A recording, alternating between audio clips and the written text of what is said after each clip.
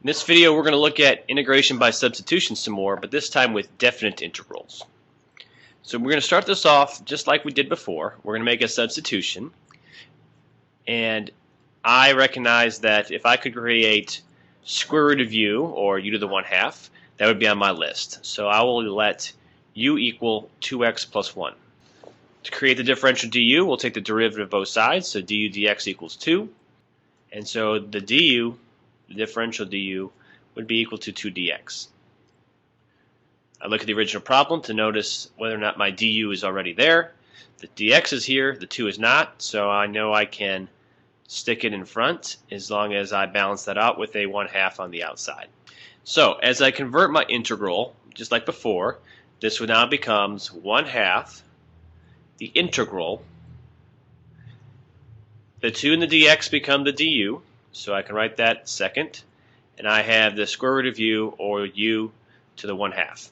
Now, what I want to point out is that it's not correct to put the limits of 0 and 4 on this integral, because these are x values. These are when x is 0 and when x is 4. So it's incorrect to put those as the limits on this u integral. There are two ways to kind of handle this problem. I'm going to show you the way I prefer you do it, and then I'll show you a second way afterwards. So I would like you to convert the limits to be limits in terms of u. And it's not hard to do because, again, you have already defined a relationship between x and u right up here. So if x is 0, you can quickly determine what u would be. Okay, u would be 2 times 0 plus 1, or 1. So the lower limit of integration is going to be 1.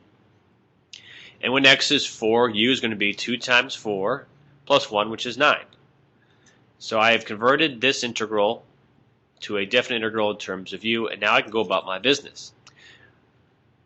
I take an antiderivative of u to the 1/2, and I'm going to get 2/3 u to the 3/2. There's no need to convert back to x's now because I converted the limits to be 1 and 9, and so I can go ahead and substitute in. Okay, 2/3 times 9 to the 3/2 is going to be 27, minus 2/3 times 1 to the 3/2 is just going to be 2/3. And so overall we're going to get 207 divided by 3 is 9 times 18, times 2 is 18, sorry. Or if we want to do this in terms of thirds, we'd have 54/3 minus 2/3, which is 52/3 over 2, which gives us 52 over 6, which can be reduced to 26 over 3. The other way to do this is to leave it as an indefinite integral. So I would have 1/2 integral u to the 1/2 du. Don't put any limits on the integral, but go ahead and do the anti-differentiation. So I'd have 2/3 u to the 3/2. And at this stage, go back to the x world. So here I have 1/3. My original u was 2x plus 1 to the 3/2 power, and I can go back now and plug in the original x limits, which were 0 and 4. Let's see what answer we get here. I'd have 1/3 times, plug in a 4, I'm going to get 8 plus 1, 9, 9 to the 3/2, which is 27, minus, plug in 0, 0 plus 1 to 3/2 is 1, and so you notice I'll still get 26/3. Let's do one more example. This is an interesting integral, and I noticed that the derivative of one of the pieces is in the problem. So the derivative of natural log x is 1 over x, which I can see if I stick a 1 in front of this ln, is in the numerator. So I'm going to let u equal the natural log of x. That means the du is going to come from taking du dx, which is going to be 1 over x.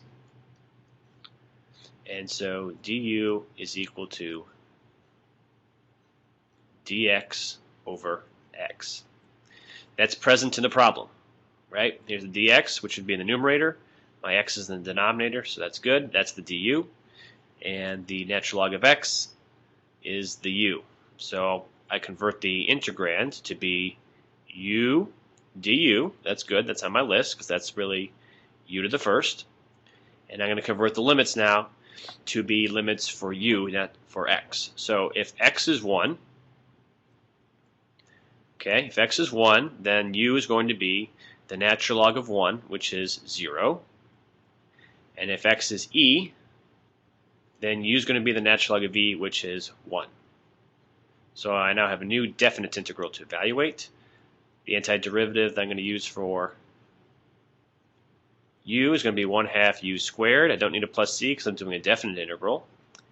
We go from 0 to 1 and input our numbers. So we have 1/2 minus 0, or 1/2. And if you want, you can verify it the other way and see that you're going to get the same answer.